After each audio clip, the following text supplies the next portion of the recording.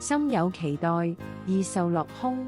我係子琳，今晚嘅藥方係感情入面最大嘅失望，往往都來源於過高嘅期待。總會對心儀之人抱有無限幻想，期待對方懂你、識你、包容你，期待感情可以萬事順遂、長久不變。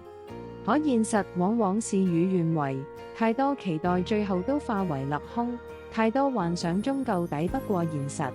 期待越高，失望越重，執念越深，內耗越久。學會降低對他人嘅期待，看淡感情嘅得失，順其自然，隨心而過。少一分期待，就少一分心寒，多一分鬆容。難道無限拔高嘅期待，真嘅可以換來圓滿嘅結局？我係子琳，降低期待，自求安穩。點個訂閱，願你從此百毒不侵。